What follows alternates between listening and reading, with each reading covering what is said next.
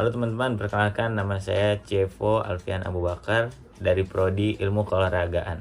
Di sini saya akan menjelaskan tentang sistem ubiquitination dan autophagy. Sistem ubiquitination dan proteasomal secara keseluruhan dikenal sebagai sistem ubiquitin proteasoma. Ubiquitinasi telah lama dikenal sebagai penentu utama nasib protein dengan menandai protein untuk degradasi proteasomal. Selain itu juga, ubiquitinasi sering menjadi prasyarat untuk pengenalan substrat dan menentukan selektivitas autophagy pada eukariota yang lebih tinggi. Crosstalk antara ubiquitination dan autophagy disediakan oleh protein adapter autophagic atau reseptor autophagy yang mengikat pengubah UBL ubiquitin dan autophagy khusus. Proteasomes adalah kompleks protein yang menurunkan, dibutuhkan, atau rusak protein oleh proteolisis, sebuah reaksi kimia yang istirahat peptida obligasi. Enzim yang membantu reaksi tersebut disebut protease. Proteasom adalah bagian dari mekanisme utama yang digunakan sel untuk mengatur konsentrasi protein tertentu dan menurunkan protein yang salah lipatan.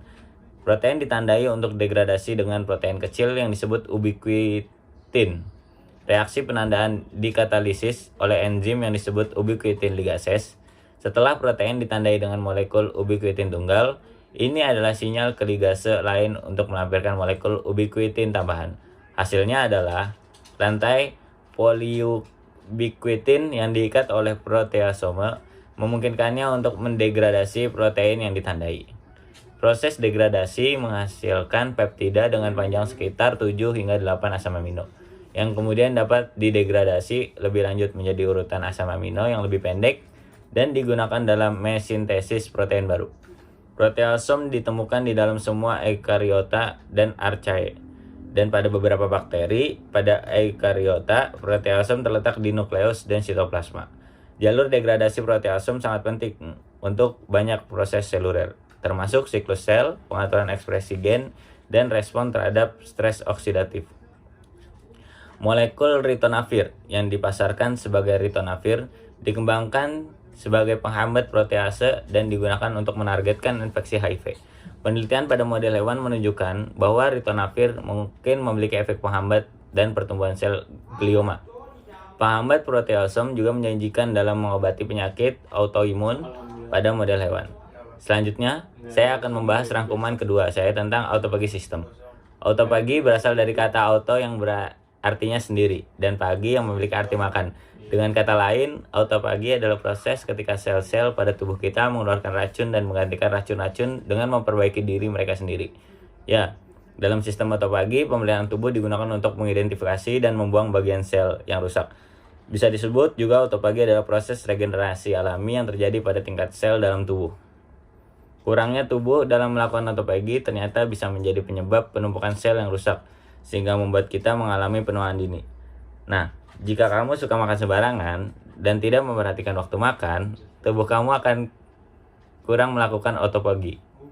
Ternyata, ketika berpuasa, tubuh kita akan dengan sendirinya melakukan autophagy loh. Sistem autophagy yang terjadi pada tubuh kamu tidak perlu menghindari dan menghilangkan kebiasaan yang telah kamu lakukan sebelumnya. Selain mengatur jadwal makan, kamu juga perlu membuat sedikit perubahan, seperti memperhatikan waktu tidur kamu dan bagaimana kamu rajin berolahraga. Dengan kamu melakukan autophagy, sel tubuh kamu akan membersihkan racun-racun yang akan membuat kamu terlihat lebih awet muda. Selain itu juga, autophagy kerap dilakukan untuk terapi beberapa penyakit kronis seperti kanker dan juga penyakit hati, akibat terlalu banyak mengkonsumsi alkohol. Hal ini karena autophagy juga bisa membantu tubuh melawan bakteri dan virus. Nah, untuk memaksimalkan sistem autophagy, sebaiknya saat kamu makan setelah berpuasa cukup lama, jangan makan dengan porsi yang berlebihan. Makan secukupnya agar proses pembersihan berjalan dengan baik. Dan jangan lupa perhatikan asupan nutrisi dan gizinya. Sekian rangkuman dari materi sistem ubiquitin dan autophagy. Terima kasih. Wassalamualaikum warahmatullahi wabarakatuh.